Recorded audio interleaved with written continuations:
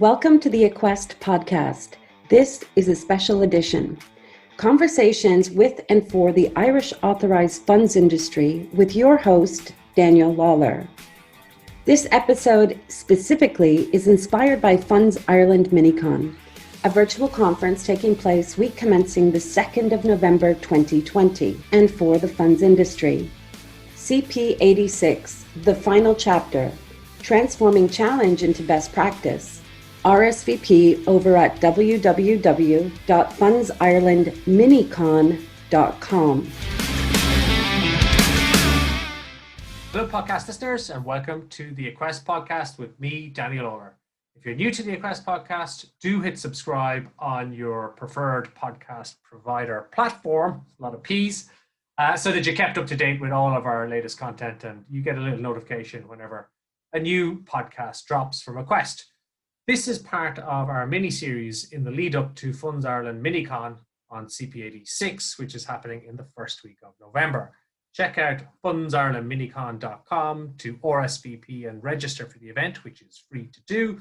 And we're having 5 sessions over the course of the first week in November, 2 hours for each session in the afternoon, where we'll be going through a range of issues affecting fund management companies and in relation to CP86. In addition to signing up for free, there is also a wonderful goodie bag that everybody who signs up and attends gets, virtual goodie bags. So lots of nice bits and pieces in there. Make sure you get your hands on one by signing up at fundsirelandminicon.com.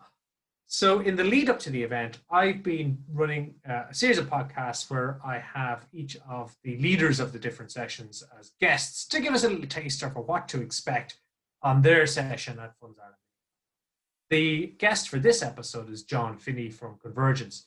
I've had John on a previous podcast. He's a fascinating guy to talk to. He's a data scientist, data analyst, data geek, if I'm allowed to say that. Loves getting into the data and trying to pick it apart and understand what it is that the story is this data is telling. So John is running the session on Wednesday, the 4th of November on Oversight. And we know as funds management companies do more in terms of how they oversee delegates, but particularly investment managers, when the expectations are higher, that they're not just receiving data from the investment manager, a checklist to say, yes, everything is fine, but they're looking for alternative ways to verify what they're hearing from the investment manager to manage that conflict of interest and make sure that there's nothing happening that they're not aware of. John is going to take this session. He's going to talk about 2 really interesting topics. He's going to talk about the access to data, so that the tons of data that exists already that firms can plug into and start to draw upon as a way to support or verify what they're doing directly with in terms of direct information from an investment manager. So really interesting topic there.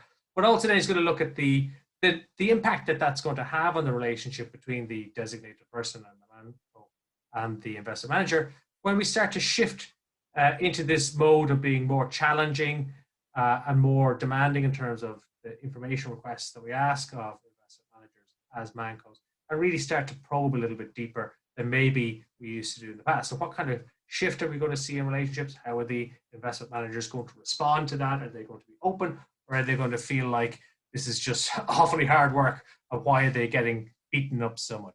So that's another topic John's going to cover in his session.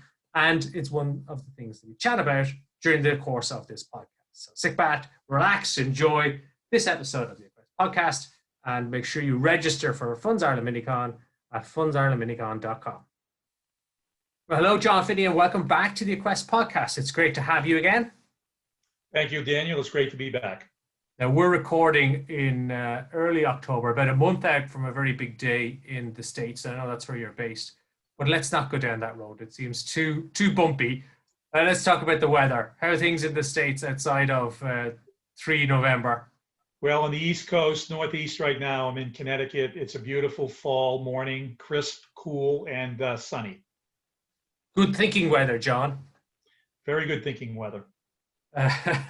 Which leads us into MiniCon. So we're doing, obviously, the series of podcasts where we're chatting with the partners we're working with for MiniCon who are delivering these various sessions. And your session, John, is all about oversight of delegates. It's on Wednesday, the 4th of November. I want to get a sense of you, John, of what you've got lined up for us as we tune in to your session.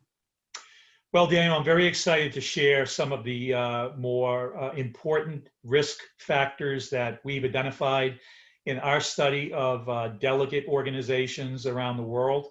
We're going to talk about 5 of those items. We're going to talk about how a manco can work with delegates to understand these issues, and more importantly, how to examine the impact on the Irish entity. So we're very excited about that. And of course, my passion is data and data science and analytics. And we're going to use that foundation to really talk about a new way of supporting designated persons within the manco in the prosecution of their responsibilities. Great, because I certainly see working with mancos that one of the big shifts I'm seeing is a real recognition of the importance of that relationship between the manco and particularly the investment manager, and how that oversight takes place, because ultimately as the manco, your head is on the block. And so you're seeing mancos really look at how they do that oversight and how they can do it better, be more intrusive, look for alternative sources of data so that they do a better job in overseeing investment managers. Absolutely, and the challenge for mancos, like other organizations around the world, is the cost and challenges associated with gathering data and putting it into a sensible storyboard so that you can examine trends, you can become more aware of some of the challenges surrounding the delegates' ownership, particularly if they're owned by a U.S. or a non-U.S. company or an affiliate of a U.S. and non-U.S. company. So the world of data science and data analytics is advancing at a rapid pace, and delegates, designated persons, and mancos should really understand what's available and embrace what makes sense for them. There's no one-size-fits-all model out there. It's quite diversified and varied, but at the end of the day, the intention is to make the designated person and the manco more aware of some of the challenges that the delegate may face being affiliated with a global entity. And that's really important, because I think what we're seeing is a move away, or a move to support in that supervision of investment managers, that you're not entirely dependent on reporting from the investment manager. You're not entirely dependent on them telling you everything is fine. You're looking for other ways to verify that. And so having these other sources of data is the thing that's going to help you to sleep at night, knowing that, okay, we've got some information from the investment manager, but outside of that, because of the conflicts of interest and what have you, that there's other data that you can review and rely on to understand that things are the way that they should be. So talk to me a little bit about what that data might tell you, or what your sources for that data could be. Sure, I'll start with the sources. We collect information from a variety of public domain regulatory websites. We collect information from commercial sources that we purchase that is all based on regulatory filing data, but we find it more efficient to buy it than to do it ourselves. And we take that data and we curate it and structure it in a manner that, again, helps tell a story about an organization. And I'll flip back and forth between the delegate and its affiliates as I discuss this. So as we look at time series, meaning we're looking at multiple years of observations, and what we're able to see in that time series are conditions that are challenging for the delegate's affiliate or parent. Those stresses, as we call them, those challenges, fall really into 2 primary buckets, although there's really 4, but 2 big ones we'll talk about really is the impact on compliance, because really compliance is a culture, and if the culture of compliance in the affiliate or the ownership entity is challenged, not to say that the delegate is going to be challenged in absolute terms, but a common reasonable person would believe that if the delegate's affiliate is challenged from a compliance point of view, then the delegate may be challenged as well. So it's using common sense interpretations of fact that we're hoping to share with delegates, with designated persons and their mancos, so that they can understand how the central bank may view, if you will, their responsibility more holistically. Sometimes, as the saying goes, where there's smoke, there has to be fire. You just don't know how intense the fire is, but you need to examine it. You need to understand it. And I think this is going to be the initial challenge for designated persons, which is, what do I need to know? And once I know it, what can I do about it? So we're going to talk about operational and compliance stress. And we're going to talk about best practices in the United States that we observe with some of the world's leading institutional investors, sometimes called allocators, how they deal with these exact issues, because they face it today in the work we provide them. So hopefully it'll be a broad and enriching discussion for all the participants who listen in and join us. Yeah, great, because it's always really interesting to look across outside of the island here, look across at practices in other jurisdictions, and particularly when you get to the States with such a developed market, you tend to find they're a little bit ahead of where we are.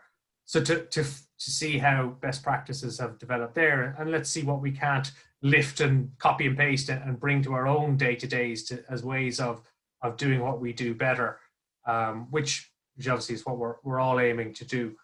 But one of the challenges as we kind of shift to this or grab hold of this momentum of managers really being more challenging of investment managers is the kind of the cultural shift that might require, where you've had investment managers who've had a relationship that's being less intrusive, and now you go to one where there's potentially it's going to be more intrusive with more questions and more follow-up and more challenge, and the investment manager might not be used to that. So how will that play out? Well, look, I don't want to sound Pollyannish and naive when I answer this. It's going to be a struggle, to be honest, and it's going to require a level of diplomacy that designated persons and mancos may not be used to. This is not about a prescribed set of standards that the central bank has issued. This is about the process for establishing reasonable standards around control and safety and soundness. At the end of the day, I think, and this is, again, this may sound naive, but I do believe that delegates will be well served by understanding how to make the manco and the designated person successful.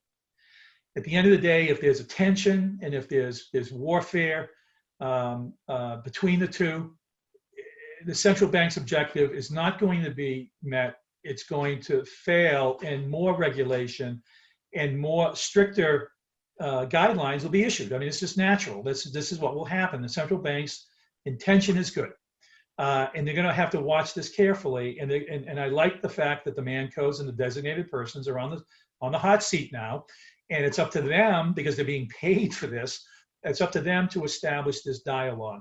And by the way, the dialogue, is all about the diplomacy, and it's about common goals, right? The delegates' goals and the mancos' goals should really be one and the same. But to find that common ground, like in any relationship, that's the challenge. And so are the mancos up for it? Do the mancos have the people with the skill sets to engage in that more mature discussion and that sensible discussion, and the give and take that's going to be needed between the delegate and the manco? I'm really excited to watch this and to see how this evolves, because I know at the end of the day, it's good for business. Good compliance is good for business, and once you get over the teething pains that are going to be associated with this, I think it is going to be a wonderful outcome for the central bank and the delegates and the mancos and the designated people. And the investors in there as well, somewhere, John. Pardon me? And the investors. Yes, obviously, yeah, the investors. This is all investor friendly. Listen, the investors are watching this carefully, and they want to understand that it's not this internecine warfare between the organizations, that everyone has their common good in mind. and they assume that. And now the question is, let's watch the behavior and see what happens. Yeah, absolutely. And that could be a very delicate dance between let's say the manco and the investment manager when you're overseeing and you're trying to extract the information that you need, but the nature of the relationship has changed. So you got to bring the investment manager along with you so that they understand why the requests for data are different, or the conversations are a little bit pushier or punchier than they used to be. But it's not, the commercial reality is that the first instance isn't to fire or walk away. That's not how it's going to work. So getting that balance right and moving it all in the right direction is an incredibly important piece, and a challenge for mancos that they will be getting to grips with. So really interesting part to have in that session on the 4th of November. So if we're going to wrap it up there, John, I just want to ask you, as people, what are your hopes and wishes and intentions for people coming along to the session on Oversight? What are they going to leave with, the nuggets of wisdom? So I would first say that there's an emerging world of data out there available to them cost effectively and sensibly. That world is here, and they should embrace it. That would be point one.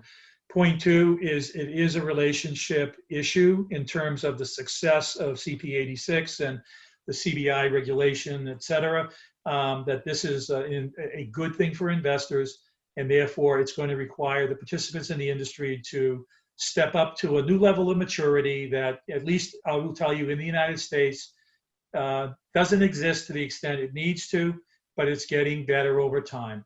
The industry and the market is honest, and there's always bad apples out there, but the industry is by and large honest. They're trying to do the right thing, but it's about language. It's about communication. It's about developing a common perspective and working towards that unified outcome. Listen, the delegate, the manco, and the investor. I hope that the MiniCon sensitizes everybody to that reality, because it's a very, very stark requirement. Like, this will not work unless they embrace that. And I think they all understand. They're all terrific organizations, and I think they understand it. But it's always good to hear it from the people that observe it in real time, and that's what Convergence and many of the other members of the MiniCon sponsorship bring, is that pragmatic, on the streets experience that you can learn from. So I hope those are the two things they walk away from.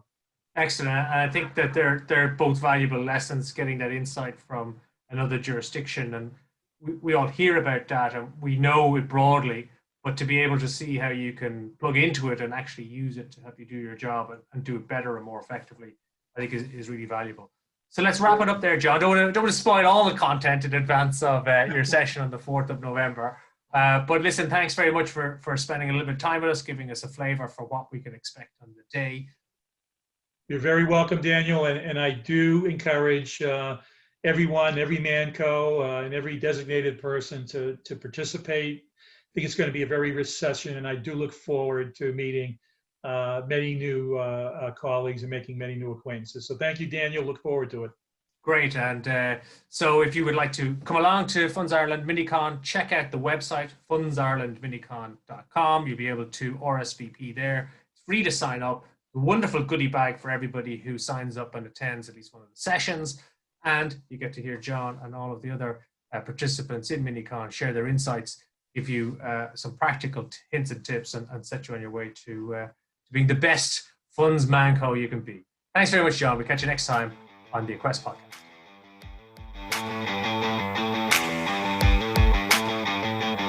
You've been listening to the Aquest podcast, a special edition. Conversations inspired by Funds Ireland MiniCon. RSVP at www.fundsirelandminicon.com. For more information about Aquest or Daniel Lawler, visit www.aquest.ie.